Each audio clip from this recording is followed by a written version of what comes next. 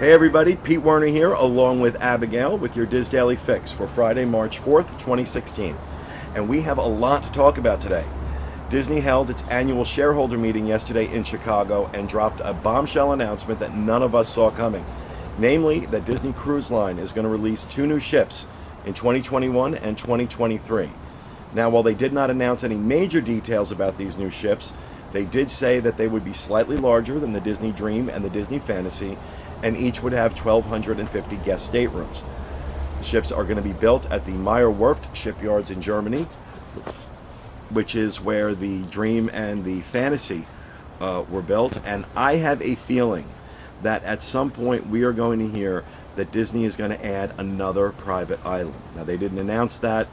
I haven't heard any rumors.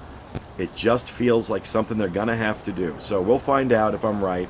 I think there's a 65% chance I am. But I think another private island is going to be announced sooner rather than later. Now, also announced at yesterday's shareholders meeting was news that Disneyland's Star Wars expansion is going to break ground in April, and presumably the same is true here in Orlando, but they gave no indication as to when Disney expects those expansions to be complete. Bob Iger also mentioned that the plans for the expansion have been tweaked in his words, but did not give any details as to what that meant. And another Star Wars related announcement was made yesterday. Star Wars The Force Awakens is going to be released digitally on April 1st and on Blu-ray and DVD on April 5th. Over in Disneyland, a new World of Color dessert party will debut at Disney's California Adventure on March 17th. Disney California Adventure. Every time I make that mistake, Disneyland fans jump all over me. Disney California Adventure is going to be having a World of Color dessert party starting March 17th.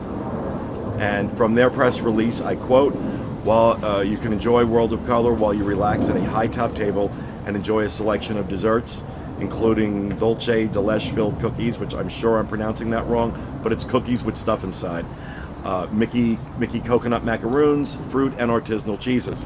You can also enjoy a glass of sparkling wine if you're over 21, or sparkling cider. The cost is $79 plus tax and gratuity, and reservations are recommended. Now, if you have not been to Disneyland and or you have not seen World of Color, go now. Disneyland's amazing, and World of Color is the best nighttime show Disney has. And that's saying something, because Disney has a lot of great nighttime shows. Now, over on the Diz, contributor Nicole Mancini has posted an article featuring the merchandise available at this year's Flower and Garden Festival. And over on DizBoards.com today, a thread on the theme parks board posted by C. Quinn entitled "Here Now and a Little Annoyed" laments her experiences interacting with cast members. While she's acknowledging that she's pregnant and a little more sensitive than usual, she talks about experiences with cast members that have been a little less than magical. You can join in the discussion over at DizBoards.com. And finally, if you're headed into the parks this weekend, just take a look at what it's like for me right now. That's what the weather's going to be like. Sunny skies and a high of 79. Out in Anaheim, Saturday's going to be overcast with a high of 73. And on Sunday, expect showers in the morning with sunshine later in the afternoon and a high of 66. You can find links to all these stories and more on our Daily Fix main page at www.info.com/dailyfix. That will do it for me today. Join us again Monday at noon Eastern Time for the next installment of the Diz Daily Fix.